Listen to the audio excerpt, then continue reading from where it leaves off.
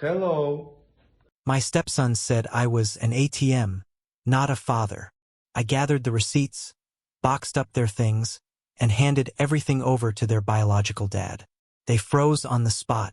Don't forget to subscribe and share your experiences below. Let's get started.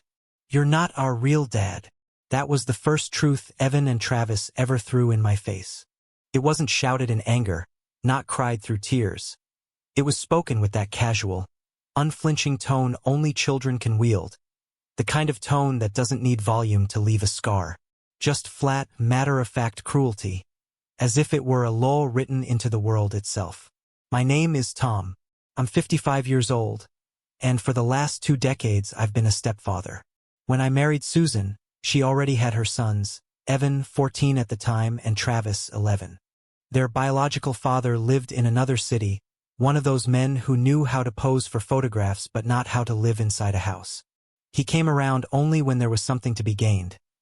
Birthdays, Christmas, school plays where the spotlight fell on the stage and not on the bills piled up at home. He would appear, polished shoes, new jacket, grinning like a politician, holding gifts just expensive enough to buy admiration for a few hours.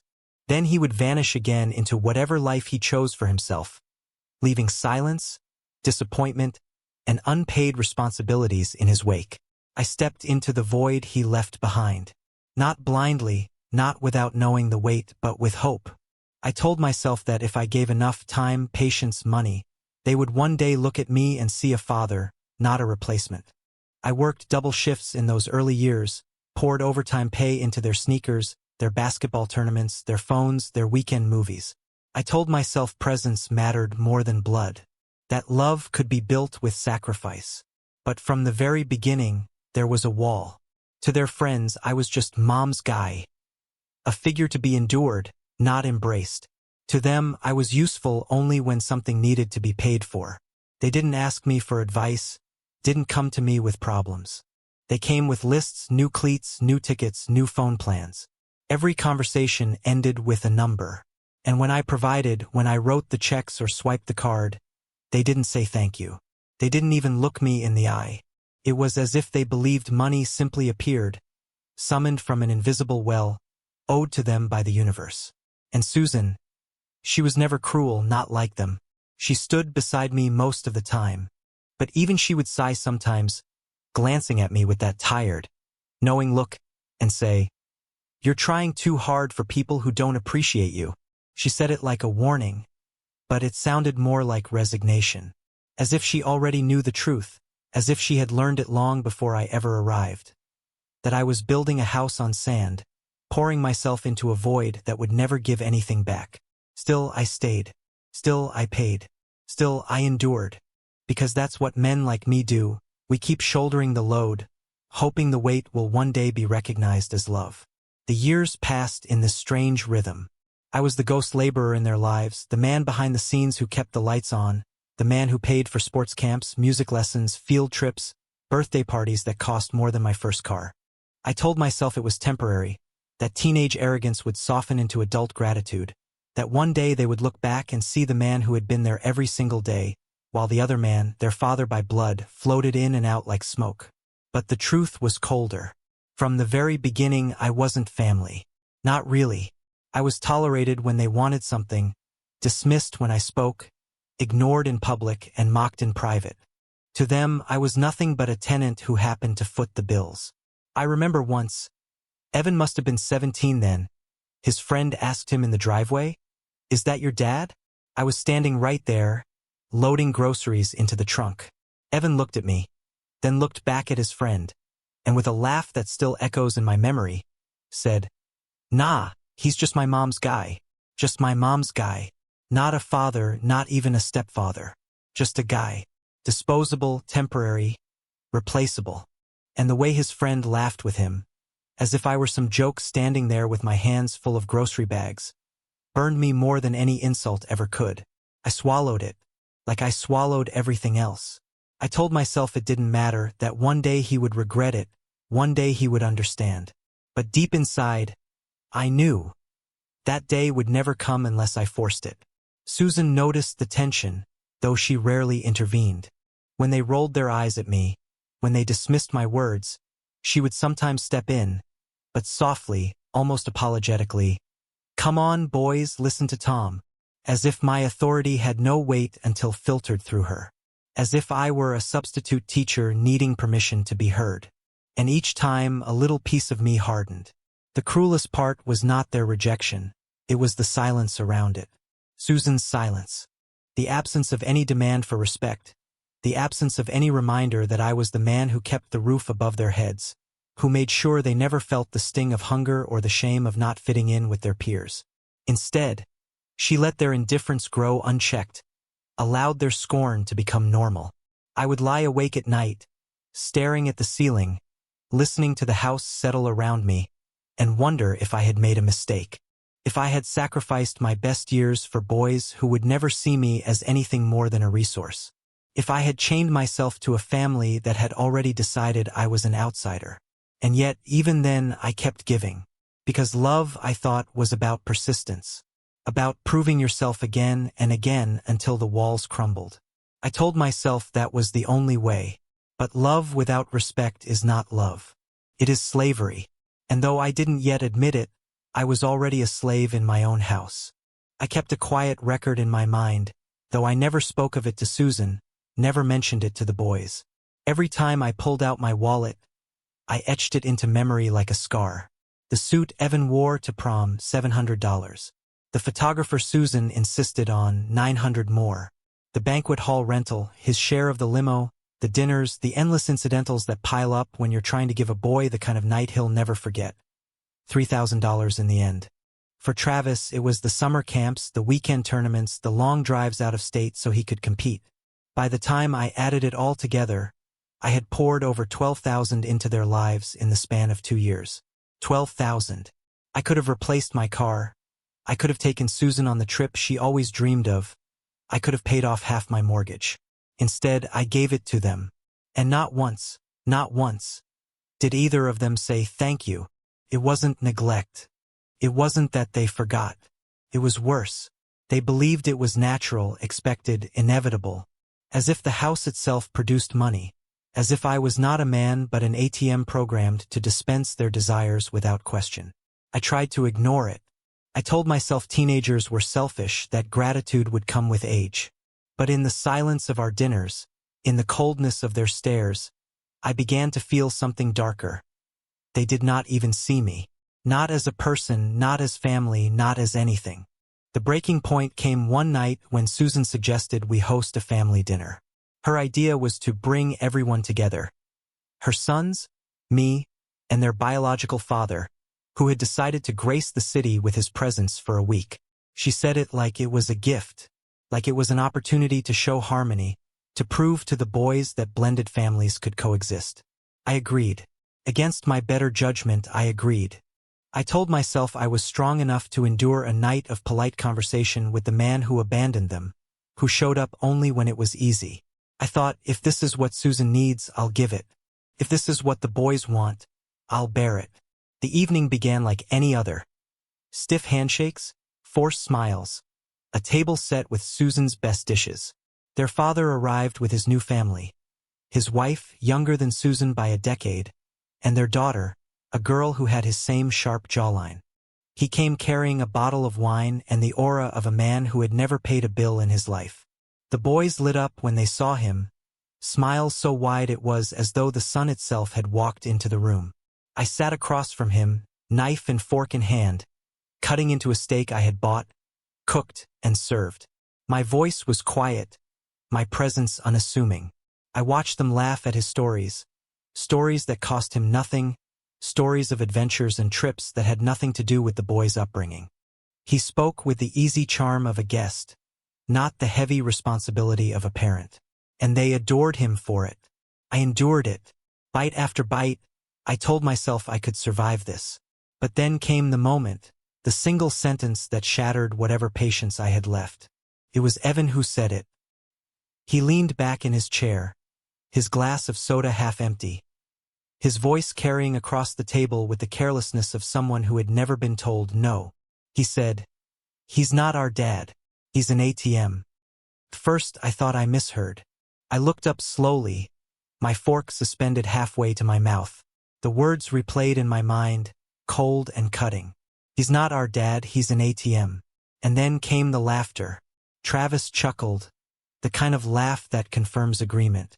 Even their biological father smirked, though he tried to mask it behind his wine glass. The room shook with the cruelty of children and the silence of a man who should have defended me but never would. I sat there, stone-faced. My steak had gone cold. My appetite turned to ash. I chewed slowly, swallowed, and set my knife down with deliberate calm. My heart was pounding, but my face betrayed nothing. Susan opened her mouth, perhaps to scold them, perhaps to soothe me. But the words died before they formed. Her silence was louder than their mockery. And in that silence, I realized something. I would never let myself be stepped on like that again. That night, I didn't argue. I didn't storm out or demand apologies. I finished my meal, drained my glass of water, and excused myself quietly. I left the table with the weight of a decision pressing cold against my chest. For years, I had believed that if I gave enough money, time, love, they would accept me. For years, I had endured their coldness because I thought patience was strength. But strength is not silence. Strength is not slavery. And at that dinner, with their laughter ringing in my ears, I understood. I was not their father, not their family, not even a man in their eyes. I was a wallet, a resource, a machine. But machines can shut down. Machines can stop working. And mine was about to. The morning after that dinner, I woke before Susan, before the boys, before the sun had even broken over the horizon. I sat at the kitchen table with a cup of black coffee and the kind of silence that feels heavier than noise. My hands rested on the table, still, steady. Inside, everything was already decided. I thought of Evan's words. He's not our dad, he's an ATM. I thought of the laughter that followed, the smirk of their biological father, the way Susan's silence wrapped around me like a shroud. I replayed the moment again and again until it no longer felt like a wound but like a verdict. They had judged me. They had named me. And if I was truly just an ATM, then I had one final transaction left. I walked into the study, pulled open the drawers where I kept my files, and began to gather the evidence of my years of sacrifice. Receipts, invoices, credit card statements. Folders stacked thick with every payment I had ever made. Braces, phones, school trips, car repairs, prom night expenses, summer camps. Each piece of paper was a brick in the house I had built for boys who spat on its foundation. By mid-morning, the table was covered in documents. Numbers stared back at me like cold eyes, reminding me of how much of my life I had poured into theirs. I tallied it roughly, tens of thousands over the years, maybe more.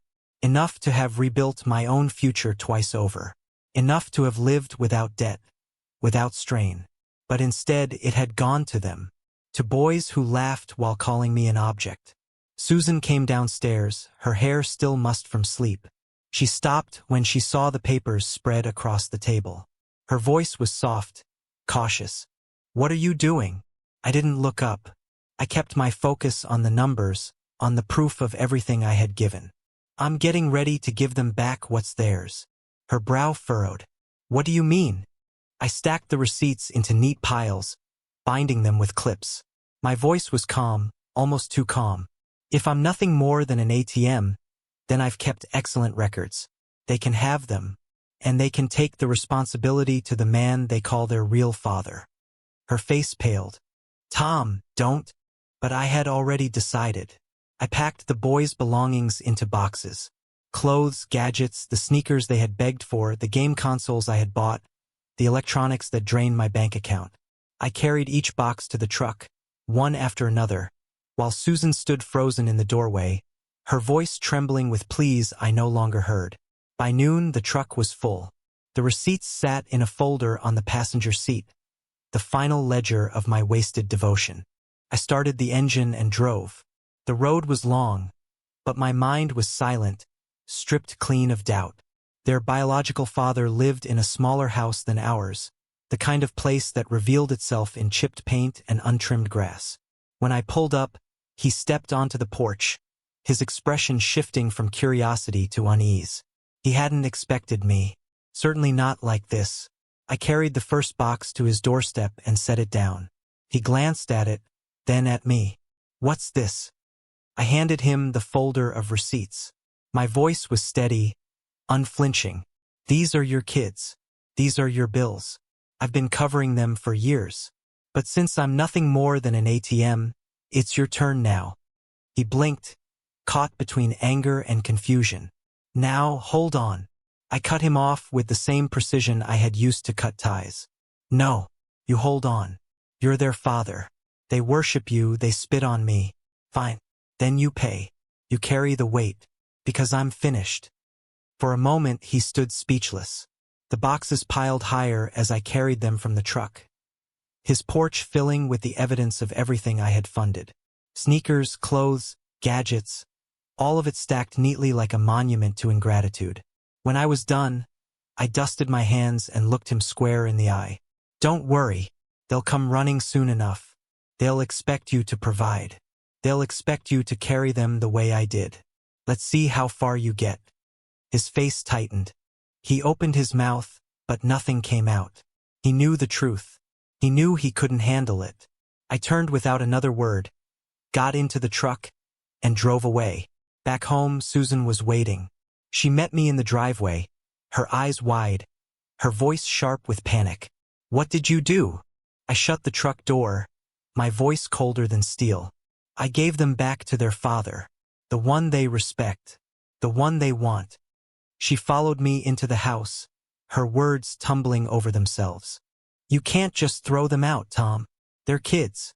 They don't mean everything they say. I stopped in the hallway, turning to face her. My calmness unnerved her more than shouting ever could. They meant it enough. They looked me in the face and called me an ATM. They laughed. And you? I paused, letting the silence hang like a blade. You said nothing. Her lips trembled. I didn't know what to say. I shook my head slowly. That silence said everything. For the first time in years, the house felt quiet. Not the restless quiet of disdainful boys ignoring me. Not the suffocating quiet of demands hanging in the air. Clean quiet, a quiet I could live in. That evening, Susan sat across from me at dinner. No boys, no chaos, no noise. Just her and me, the clink of silverware, the faint hum of the refrigerator. She tried to speak once, but I cut her off gently.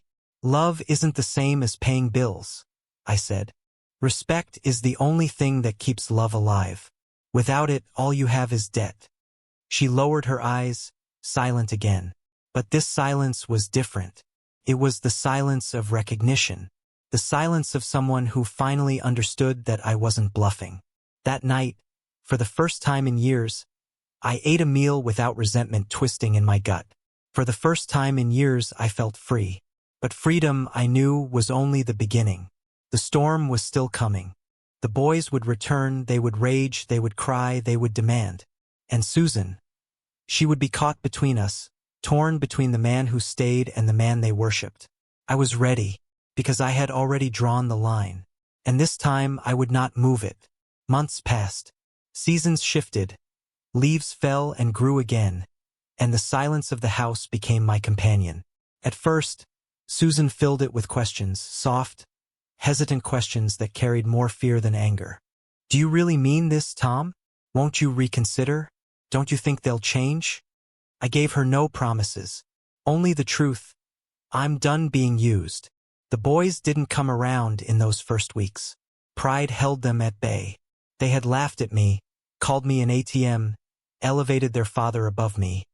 How could they return so soon without losing face? They stayed away, convinced I would fold. They thought I would chase them, beg for their respect, offer money as apology. They thought my patience was infinite, but patience was gone. By the second month, cracks began to show. Evan called Susan late at night, his voice low, strained. He asked about tuition, about overdue notices, about bills piling up that their father hadn't touched. Susan relayed the conversations to me with pleading eyes, but I only shook my head. Not my responsibility. He's their dad. Let him prove it. Travis followed soon after. His voice wasn't angry, it was frightened. His summer trips had been canceled, his extracurriculars unpaid. His father had shrugged and told him, "Money's tight, maybe next year." Suddenly the man they adored looked less like a hero and more like the shadow he truly was. And slowly they began to see. They came to the house once, unannounced. I was in the yard, repairing the fence, when I saw them walking up the driveway. No arrogance this time, no smirks. They carried themselves like boys who had learned something bitter too soon. "Tom," Evan started, his voice breaking. "We didn't mean it. That night we were joking." I set down the hammer, wiped the sweat from my brow, and looked at them. "No, you meant it. You meant it enough to laugh, enough to let it settle in the air. You meant it when your father smirked and your mother stayed silent." Travis shifted uncomfortably.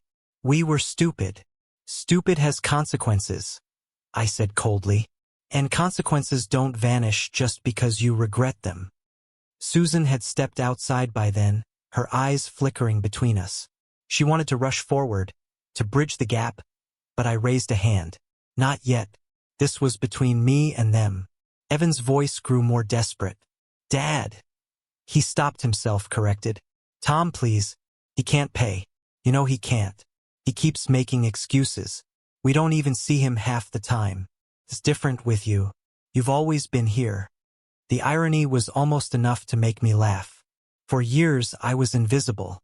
For years my presence meant nothing.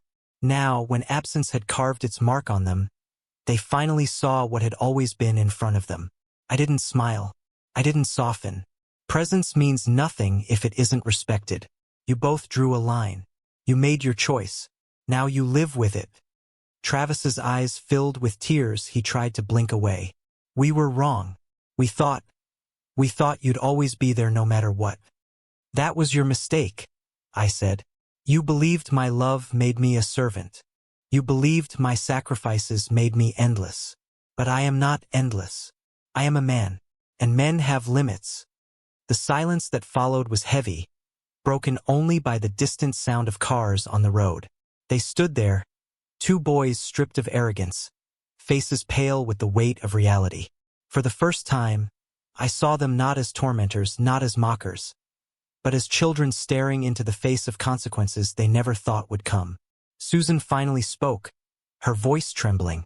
"Tom, maybe it's time to move forward. Maybe we can start again." I turned to her, my voice colder than steel. "Moving forward doesn't mean going back. They can be in this house, but under new rules. No more demands. No more disrespect. If they want my presence, they will give me respect. If they want my help, they will earn it. Those are the rules now." The boys lowered their eyes. They nodded, quietly, the fight gone from them. From that day, life changed. They came around sometimes, but not like before. They carried themselves differently, less entitled, more cautious. They knew the ground they walked on was thin. They knew I would never carry them blindly again. Their father faded further into the background. The man who once shone like a star in their eyes became a shadow again, unreliable and weak. They realized too late the difference between a man who posed for pictures and a man who built their lives with his own hands. And me? I learned something I should have known years ago. Being a good stepfather does not mean enduring humiliation. It does not mean emptying yourself into ungrateful hands. It means setting boundaries, demanding respect, refusing to be treated as less than human. It means drawing a line and holding it, no matter the tears, no matter the pleas. Susan accepted the new order slowly.